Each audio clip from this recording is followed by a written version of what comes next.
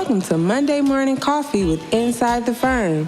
Each week, our hosts will be interviewing local, regional, and national business leaders to give you an inside peek into how they lead their business to success in the ever-competitive business climate. Welcome to another episode of Inside the Firm. This is the Monday morning edition with Alex Gore. I'm here with Ignacio Rodriguez, CEO of IR Architects. He co-founded the firm in 2012 with his wife, Lauren. They specialize in luxury estates and custom coastal homes ranging from 5,000 to 70,000 square feet. And today his firm has designed more than $500 million of completed projects. His clients are homeowners and spec home developers. Welcome inside the firm. Perfect. Hi, good morning, Alex. How are you? I am doing great. It's awesome to have you. Before we dive deep into it, could you talk about where you went to college, how you got your first job, and what it was like there in architecture? Unless you went other places before that, but what were those first stepping stones? Yeah, absolutely. So, I went to Woodbury University in Burbank, California. Graduated class of 2007. Um, I actually knew I wanted to be an architect since I was a little kid. I want to say like in the first grade. So I had my first architectural internship in high school junior year, if I'm not mistaken. So I was kind of on my way to doing that, but nevertheless, definitely had different internships in college. I always knew I wanted to do residential, single family homes.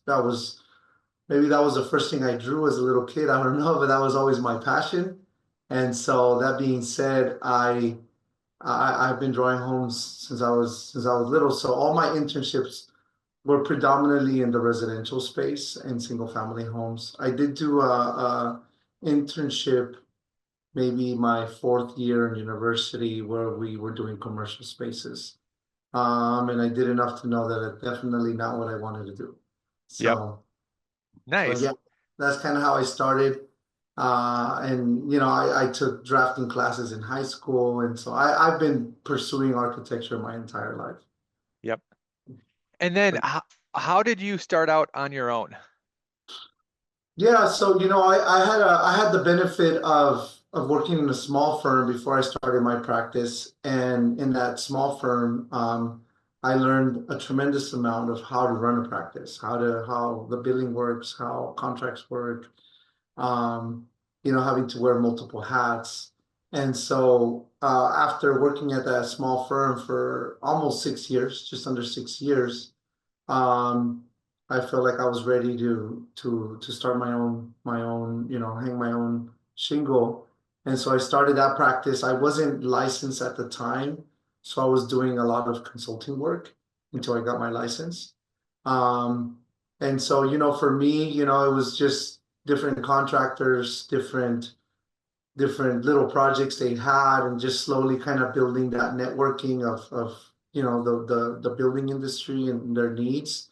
But really, how we got into the more complicated, larger scale projects is we used to work with expediters who would get into very tough situations with architects, sometimes out of town, out of state architects.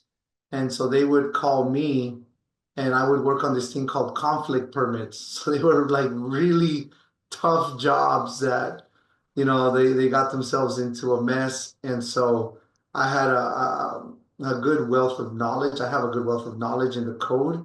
But at the time, I used to attend all the plan check meetings. So I was very well versed on exactly what the latest interpretations were, or they were not. And so that kind of put that foot in the door. And for those builders, they got to see that, we could handle the bigger projects. And then slowly that kind of snowballed into the bigger homes, you Yeah. know.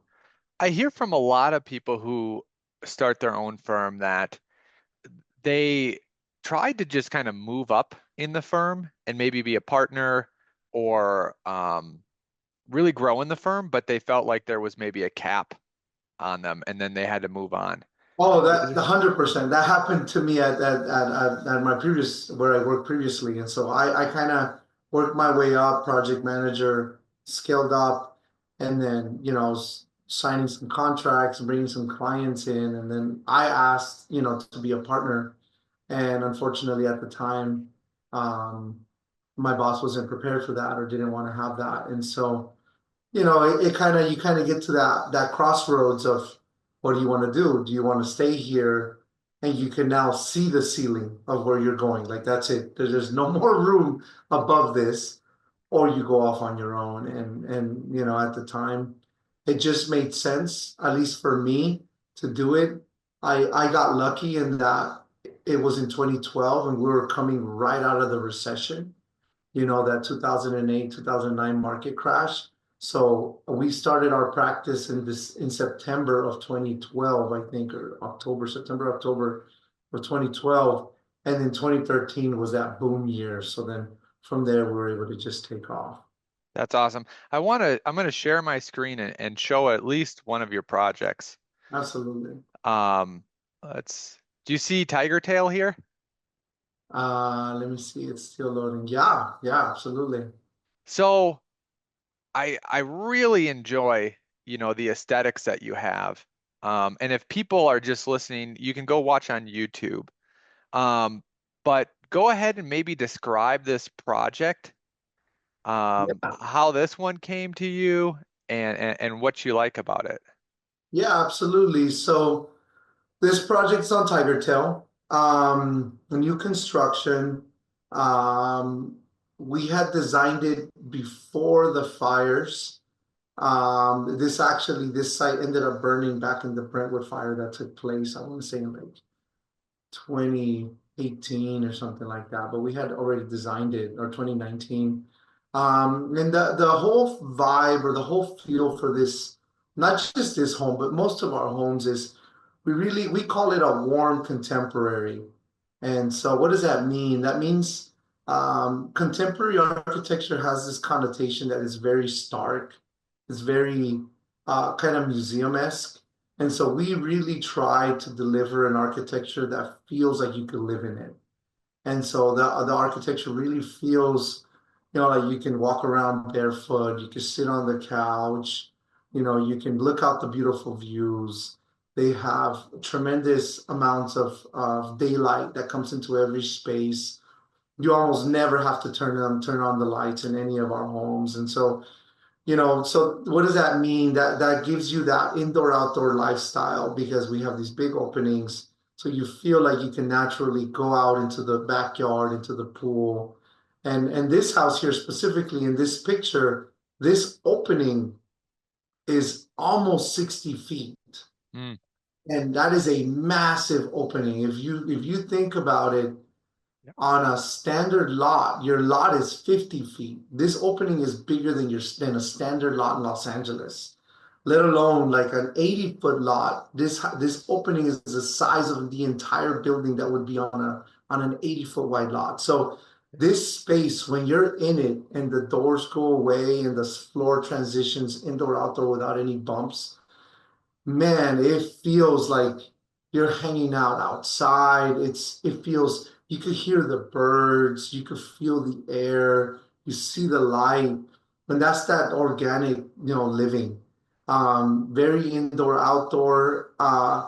We actually angled the house on this specific site so that it's dead on with the Getty, which is a beautiful view, Oh, yeah. especially at night. Yeah. And so that's really what we're always trying to do is we're trying to open up the spaces to the outside. We really want to bring the outside into the architecture.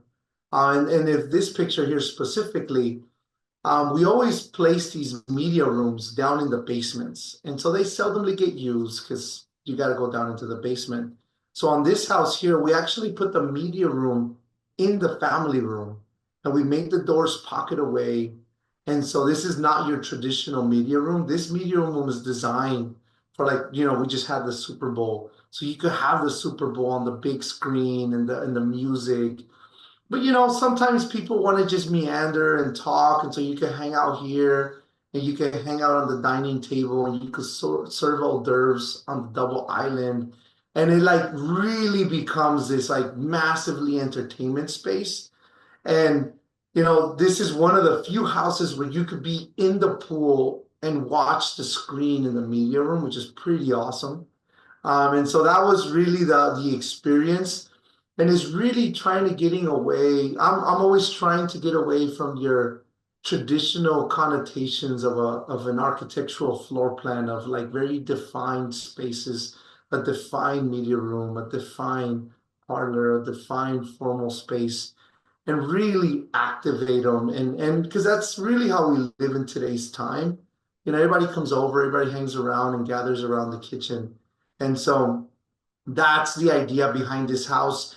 Obviously, pictures, don't do it justice, because when you're in this space, the ceilings are like 11 and a half feet tall. And it just, man, it just feels so awesome. We were in this house.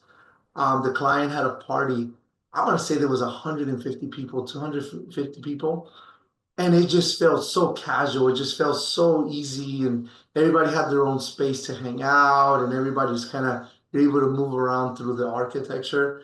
And that's really what like the architecture that we're promoting is, that indoor outdoor open feeling where there's all these moments for you to hang out and experience the building. And it's really cool to see it when there's a lot of people inside, That- for sure. I did love this arrangement because, okay, let's say it's Friday night and your kids are having friends over. Yeah, you can shut it off and just stick them in the media room.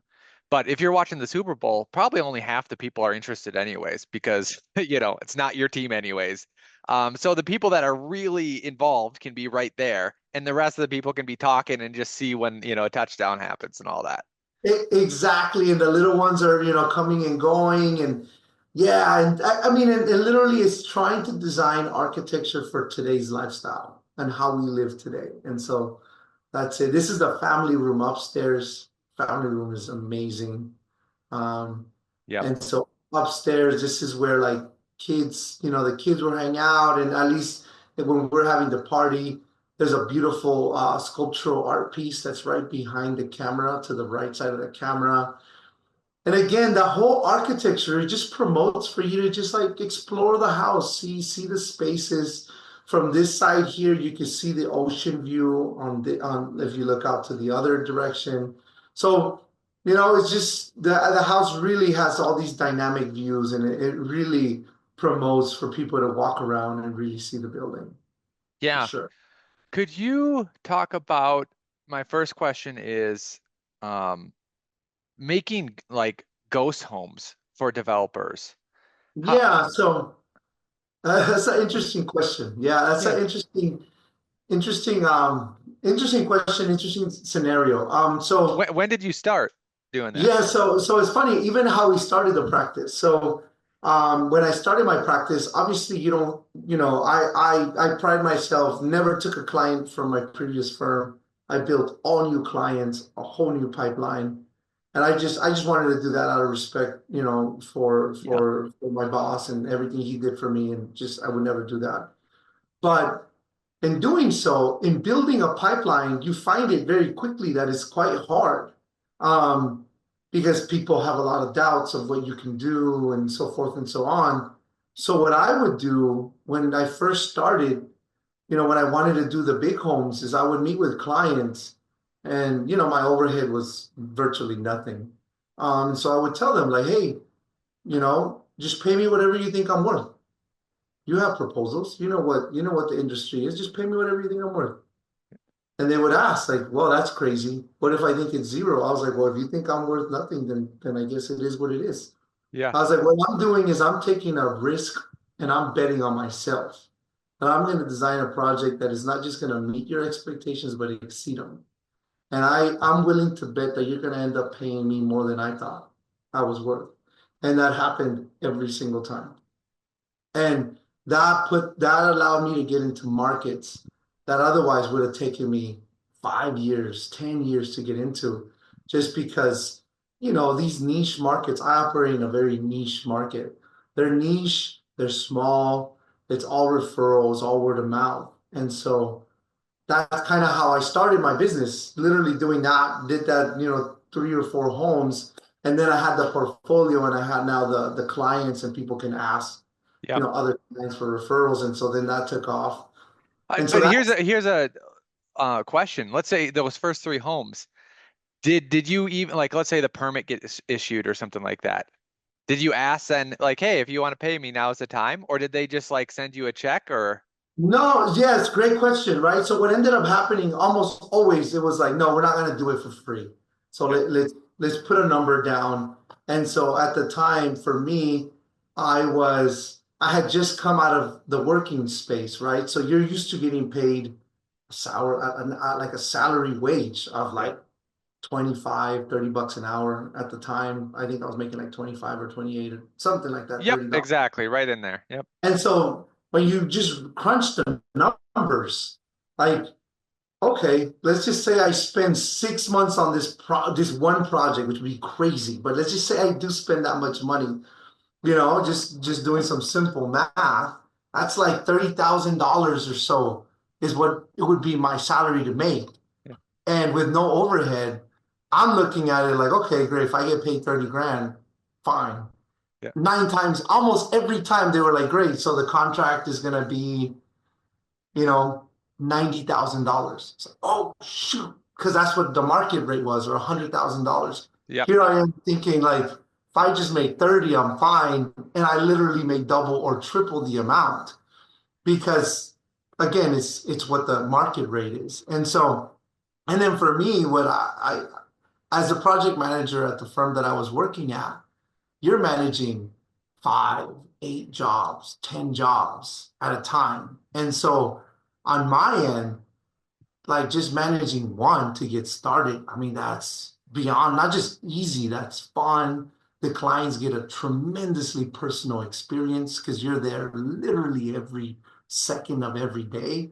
So those guys paying was not an issue at all. It was the opposite. It was like, oh my God, like it's like Yeah. I have my personal architect, This, and this so architect gets back to me. This architect answers phone calls. exactly, not just gets back to me with a solution. And so it was just, I'm telling you, like taking that business model made it so that it just skyrocketed, like all referrals for everybody. And so that actually, my first client that I did referred me the Tiger Tail client that I did that house for. And Oh, so, and so some referrals takes years for somebody to call you or, their friend to build their house. But that's actually one of the scenarios where that happened. And so, how does this go to ghost houses? So at times we would get slow. And so you have a lot of people and you're still paying the salaries regardless. yep. And so you see properties that are on the market and it was just land value. And so then it was like, I bet I could design a really cool house on this lot. But this client just selling it, and they have no idea what they could possibly do. And so then we would reach out to the real estate agent and like, hey, I think I can help you sell that lot if I just design something on it. Yep. They'll be like, what does that mean? I'm like, let me just do something real crazy on this lot, just what is it, my style, my whatever I want to do. But let me do that. And I bet you the buyer's gonna now have a vision of what they can do. And Yep. sure as, as sure as the sun comes up, you do that and instantly, oh my God, we can build that house on this lot. Yes, yes. And they're like, who did this drawings? Because a lot of times people do that, but they're not actual homes or they're Yeah. really Yeah. theoretical. So we're practicing, right? So no, it's like these are real houses based on real code on today's code of what you can Yeah. do. Real architects. You can just Yeah, call them. yeah, they've done real houses. This isn't like some firm out of, India or Yep. something, that's like this is real. And so literally did that once or twice, all the agents spread like wildfire. The agents were calling. And then it was no longer like we don't need to do this for free. Now we can charge, actually. Yep. And and then some agents would say like, oh, I don't, we don't have the capital to like spend real architecture money. And it's like, it's okay. You're gonna pay the schematic design portion, and then when it sells, the buyer is going to pay the DD and the CD phase of the portion. Yep. And they were like, okay, that's fair enough. And so they would talk to their client, and it was, $40,000, $30,000 to do the schematic design phase, 50,000, depending on the scale. Yep. And then every single time, the second somebody bought the house, they would come, they would have big revisions, and then we would redesign the house, basically start a brand new contract, and then take that all the way through the end. And so just creating these like alternative ways of building pipelines, for work Yeah. effectively. I love it. And It's yeah. brilliant. It's brilliant. Right now in your firm, do you do interior design in-house? Do you do it exterior? I mean, do you partner with other firms? Does the builder do it? No builders do it. Definitely not. We that used to be when we were starting, not no more. If a builder wants to do it, it's like, I don't want to be attached to this project. This is gonna end in years. They I'm put telling you. lime green in the wrong spot. Exactly. But no, so we do both. We have interior design in-house. Our interior design is specifically for our style of architecture. So we don't do traditional, we have the style of architecture that we produce. And so if it fits in that model for the client, then we do it for them. And every client, it's like if you can do the interior design, 100% would rather do that than have two people, two visions come together. Yeah. But again, there's some styles that we don't do, and so when for those types of projects, we definitely refer out other interior designers, and then they get involved. But I want to say they're not really interior designers. We like to work with interior architects. So not the decorators that are just going to point at walls and, show pictures. Like we want people to actually draw full, full DD packages, real lighting design, give me all the floor transitions. Give us all the information so that then we can coordinate that on our side and deliver you a better product for the field. Yeah. No, that's great. Um, so you do spec homes plus work with developers.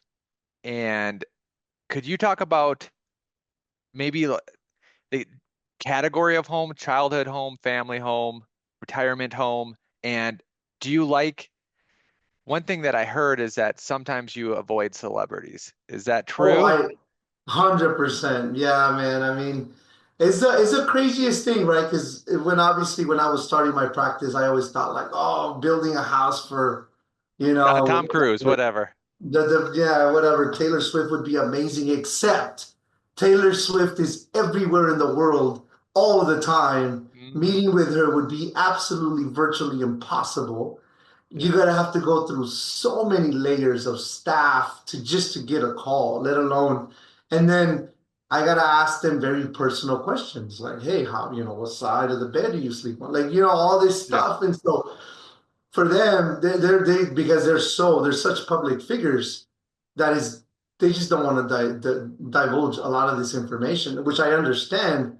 But then I can't do my job if I don't know, like, how do you like to have breakfast? Do you eat it at the dining table? Do you eat it at the island? Do you like a breakfast nook? Like, Yeah. like I need to understand all of those questions. So I've learned through the years now, celebrities don't work for us. They just don't, and that's okay, and maybe for other people it's their cup of tea, but definitely not for mine. And then the crazier part is like we do all because of the scale of homes.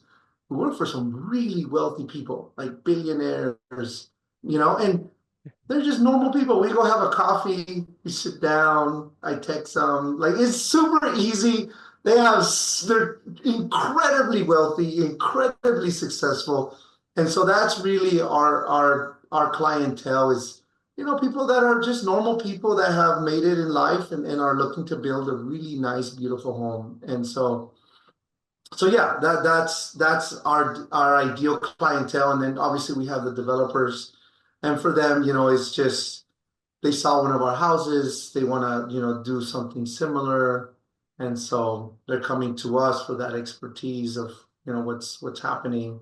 And we always try to explain to everybody a house that was finished today was drawn like 4 years ago, 3 or 4 years Yep. Yep. ago. You don't really want to copy that. That is like that is done many, many years ago.